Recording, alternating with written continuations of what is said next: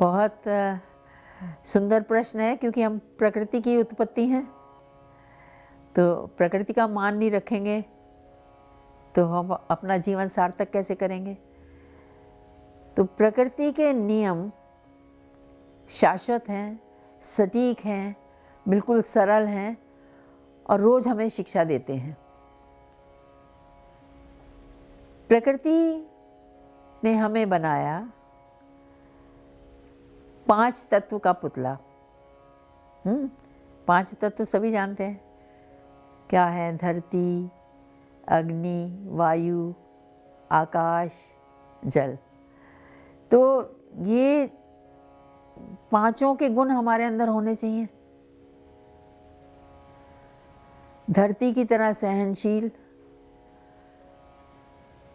सबके एकत्व के भाव में, कोई भी ऊपर चले तो ये नहीं कहती कि तुम दुष्ट हो, पैर नहीं रखो। उसमें हम कितना ही कचरा डालें वो हरा ही उगा के देती है। हमें कोई गलत बात कह जाता है तो हम उसका और भी कचरा बना लेते हैं अपने अंदर। तो ये प्रकृति के नियम हैं कि जिन वस्तुओं से हम बने। अग्नि का गुण क्या है? ऊपर उठती है। कभी आपने अग्नि की लपट को ऐसे जाते नहीं देखा होगा। और अग्नि दूषित तत्वों को भस्म करती है, आपके लिए भोजन की भी व्यवस्था करती है। तो हमको भी अग्नि की तरह ऊपर ही उठना है, हमको अपना उत्थान करना है। हम कहीं रुक तो नहीं गए। वायु यहाँ से वहाँ सुगंधित पराग ले जाती है, उत्पत्ति करती है, मंद मधुर, और वो हमें प्राण देती है।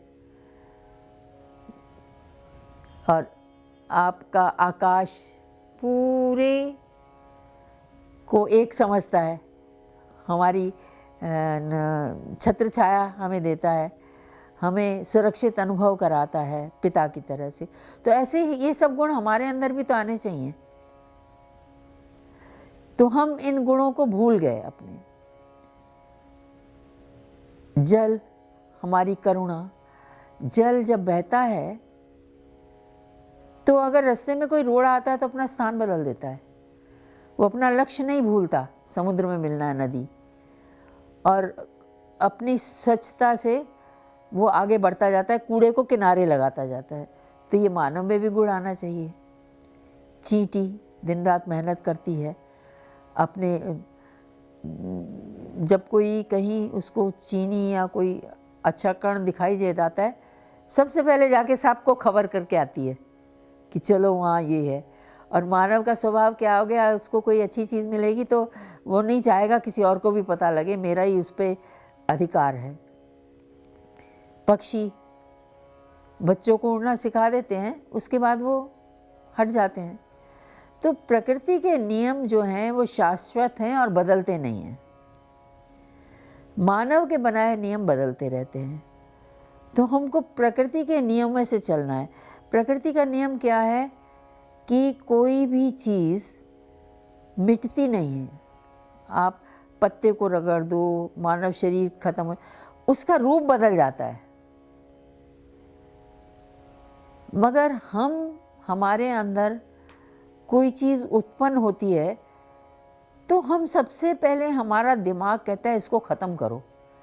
क्रोध को ख़त्म करने का तरीका बता दीजिए स्वामी जी।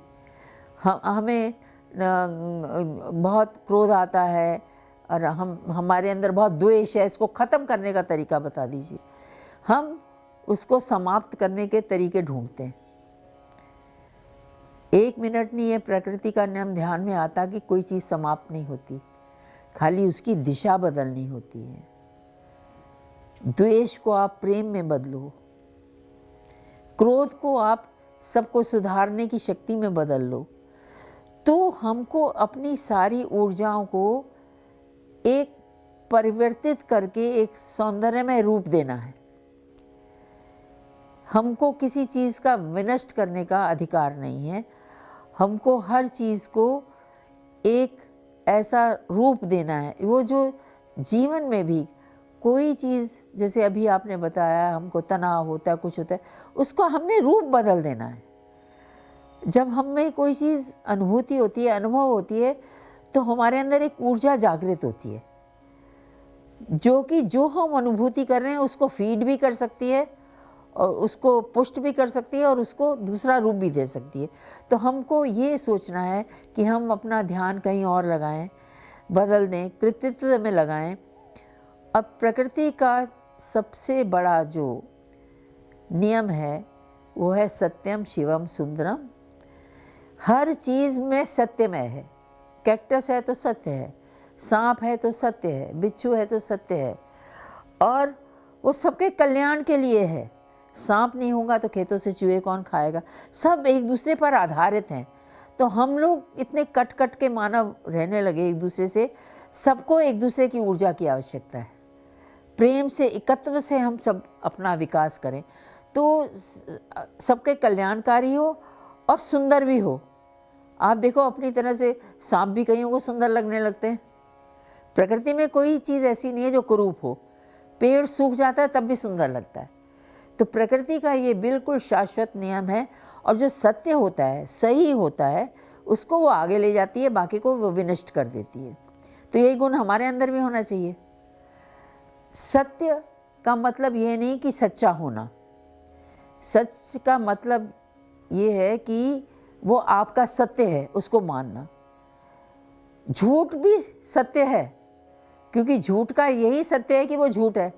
वो पता तो लगता है, पर क्या चीज़ गड़बड़ है? पाखंड और ढोंग। ये प्रकृति का नियम है। प्रकृति का मालूम है कि ये पशु विनाशकारी है, कष्टकारी है, कुछ सत्य है। वो ऊंचा नीचा कुछ नहीं, सत्य है। और उसको ये नहीं कि नकारना है किसी को। सब किसी न किसी का पूरक है, हम एक दूसरे के पूरक हैं। ये हमको समझना पड़ेगा। हाँ, झूठ, पाखंड, बनावट ये असत्य है। तो उसके बाद सबके कल्याण का, उसके बाद सौंदर्य में, सब में कुछ ना कुछ सौंदर्य। फिर ब्रह्मा विष्णु महेश, ये प्रकृति के एक महानतम तत्व हैं। रोज़ आप कुछ ना कुछ नया बनाएं। ब्रह्मा का तत्व आपके अंदर ही है, उसको जगाएं। रोज़ किसी ना किसी चीज़ को पूर्णता दें, अच्छा बनाएं, उसको, उसमें मन लगाएं अपना।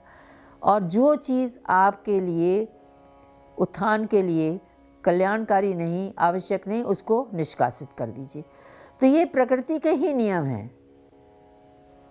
तो इनको पूजने के बजाय, प्रकृति को पूजने के बजाय पूजें मन। मैंने हमेशा कहा, मैं पूजा मना नहीं करती, मगर जब तक उनके नियम नहीं अपनाए, उनकी तथ्य को नहीं अपनाया, उनके अंदर जो एक गुणवत्ता है उसको नहीं धारण किया, तो हम अपने से भी नहीं न्याय कर रहे और प्रकृति से भी नहीं न्याय कर रहे, अपनी प्रकृति से भी न्याय नहीं कर रहे।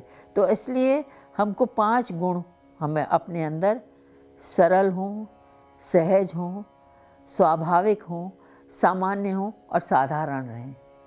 कोई लेबल या टैग लगा के नहीं चलें कि हम तो इतना हमने पढ़ लिया तो पीछे से पदवियाँ ये सब लगाना नहीं।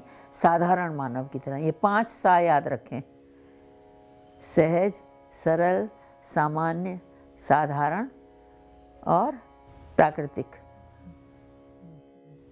तो ये सब आप ध्यान रखें कि प्रकृति के जैसे बनने की कोशिश करें, क्योंकि प्रकृति हर समय शिक्षा देती है। आप कहीं भी बैठ जाओ, इसमें बड़ा एक उदाहरण आता है ना, वो किंग ब्रूस, जो मकड़ी को देख के उसने देखा कि वो गिर रहा था बार बार नीचे, फिर उठ के चढ़ जाता था दीवार पे। वो हार के, युद्ध में हार के एक कोने में, जंगल में एक खंडर में छुप गया, पर उसने एक मकड़ी को देखा, वो हारी नहीं, बार बार दीवार पे चढ़ के उसने जाला बनाया। उसी से उसने शिक्षा ले ली। तो कहीं से भी इंसान शिक्षा प्राप्त कर सकता है। चलिए, प्रकृति आपकी सहायक हो और आप प्रकृति को अपना गुरु माने। प्रणाम।